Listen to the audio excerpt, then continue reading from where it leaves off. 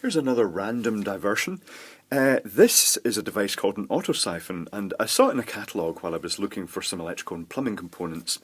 And this is normally used in public toilets. Let me get the notepad and pen to show you what this does. So, if you've ever seen the public toilets where you've got the cistern that is gradually filled, well, this siphon device goes into it like that, out the bottom, and you've either got a valve coming in the side that just continually drizzles a small quantity of water in, or you've got a tap that comes right over the top. And there are some specialist taps that are just designed for this task, and they just drizzle a continual flow of water. And when the water reaches a specific level in the tank, it suddenly all gets dumped out down sometimes just one pipe, or sometimes a whole run of pipe with lots of taps taken off it, and that is used to flush urinals. Now, in the past, the traditional siphon would just have been a pipe like that. And the point is that when the water reaches the height that it starts flowing down this pipe, then it creates a vacuum and it pulls water up, and the water will all then flood out until it reaches about that height and air can get back in. This type has a pipe. Well, this is what I thought it was. I thought it was going to be simple, but looking at this, it's clear not, because it's got copper pipes inside as well. This type is a different version where the water has to get up to this level, start running over the top of the pipe, and then it creates the vacuum and pulls the water up until all the water's been drained out. But as I say, looking at this one, it's very clear that it's a lot more complicated than that, and I can understand that, because if you think that it's quite a large diameter pipe, if that was just a pipe going up to the end and the water was just drizzling into the tank, all it would do is just it would drizzle over the edge. Plenty of air could get in from the bottom here, and it would just not work. So this is much more complicated than I was expecting. So let's open it up and see what's inside. So this thing is clipped together. Not sure how easily this is going to come to bits.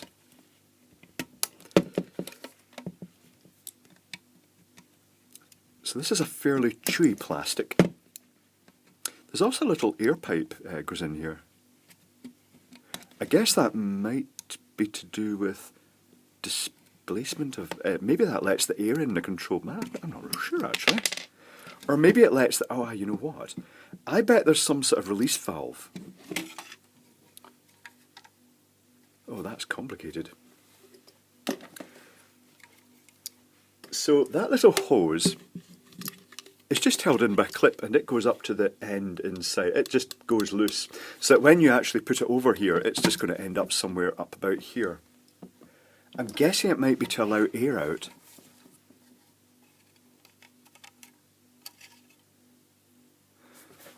So looking down that pipe, I'm not sure if this has a clear...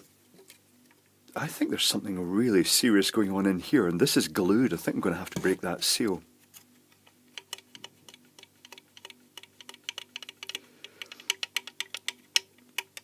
Oop, this copper pipe looks like it comes out. Oh, I know what this is. I've suddenly worked out what this is. This is a little siphon. This is a double siphon. Oh, that's weird. I get the feeling that there must be a release valve in here, and when one of these pipes, why are there two? When one of these pipes starts siphoning, it then unlocks it and the water can flow down this pipe. There's only one way to find out, and that's to open this. I'm just going to go and get the grips, and we'll see if we can just crack this seal.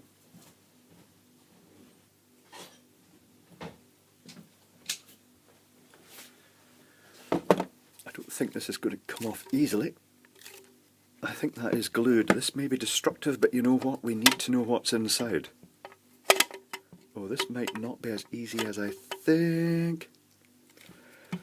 Lots of opportunity to crush my hands here. Oh, that is really well glued. I may have to Dremel this open. Which would be a shame to break this, but having said that, I don't have urinals in my house as such, so I may have to just open this anyway. So I'm going to pause and I'm going to get the Dremel and I'm going to open this.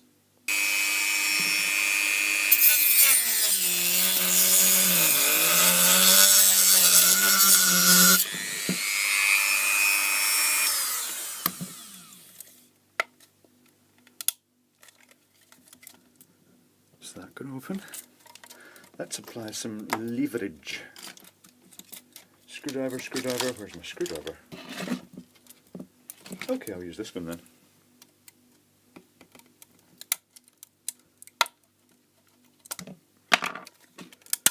Ah. Oh, that's intriguing.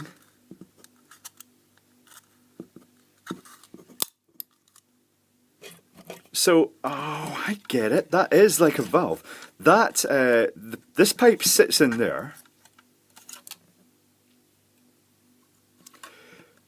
and I suppose ultimately, oh God, it's like multiple siphons. It's like stacked siphons. That is weird. So this little cup, I don't think there's a valve beyond this. I think I'm just sticking my finger straight up and touching that little cup. So this main siphon pipe sits in this liquid, and yeah, that's perplexing. I'm gonna have to doodle this down. I'll be back in a moment. Okay, this is actually quite complex. I'd love to actually see one of these in clear plastic or glass operating just to see what goes on. So we start off with the base of the unit, which is a sealed container, and in that container is the outlet pipe, this outlet pipe, and some spaces at the bottom, and then there's a cup that sits off to one side. And that's this cup here. The lid goes over the top of that, and the main siphon pipe, the one that most of the water comes down, goes down like this and dips into that cup. So if there's water in the cup, that stops air flowing back up. It means that this is going to actually help it actively siphon. And once the flow starts, once water's pouring down there, the flow of water would be down this pipe, up over here, down and under and down the main pipe. However, there's also, if you look at the dome that's over the top, there is a little pipe inside which leads up to about the height of that pipe. Is it for allowing air to get out? I'm not sure. If water was flowing up in the base of this, because water can actually flow up in the base of this siphon, which is where the bulk of the water goes in, then would it be able to displace air out if that's actually underwater? Not sure.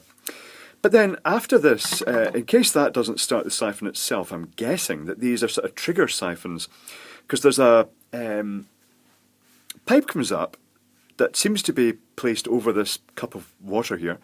So this pipe goes up higher than this main pipe here,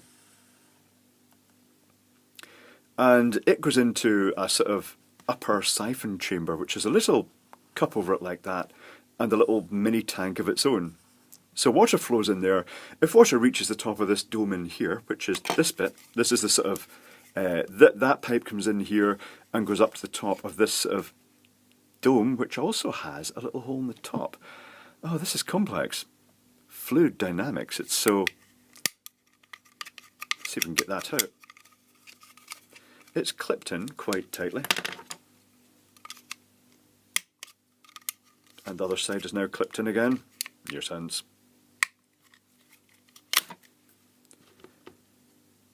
Oh, right, okay. So there's another... Oh, blimey. That gets even more complicated. There's a little siphon tube like that, and then there's another thing over the top with a hole in it to let water in. But the water can also get in at the bottom. Or does that seal? There's a little ring round here, but that might just be for alignment. And then, as a next resort, there's a copper pipe that then goes in like that and comes down and also goes down there. So it's almost like it's a... If it doesn't siphon once it reaches this level, then there's two other stages that will try and kickstart it, unless these actually deliberately trigger it, and that won't siphon itself, which you'd think it would siphon itself. And all I can really think is that if air is coming up here and stopping it from siphoning properly, that these do deluge a little water into the cup and sort of try and put a portion of water in that kick-starts the siphoning. This is a lot more complex than I thought it was. It's not immediately obvious to me how this works. If you guys have any idea the operation of this, could you leave a comment down below? Because this is just really weird and complex. I mean, it's fascinating. It's just such a complex thing. So here's the cup, here's that pipe going into the cup, and the two water outlets that also seem to channel water into that cup. Then we've got this container here that goes over the top, like that. So that pipe's come in through there. And then we've got this double container. See, it's got the little thimble inside, which is moulded in, plus a vent hole here. And it goes over the top of this pipe and clips in. And then we've got the copper pipe, siphon pipe, which then goes into that reservoir as well and just goes down into that hole. That is so complicated. It really is so much more complicated than I thought it was going to be. It makes it a veritable bargain. It was only about £7 or £8. It was quite a cheap thing, and I thought it was just going to be a pipe up the middle and the dome over the top, and that was going to be it. This is really complex. Yeah, if you know how this works, if you can think of how this works, or if you're familiar with these multiple siphoning trigger mechanisms, leave a comment down below, because this is quite interesting.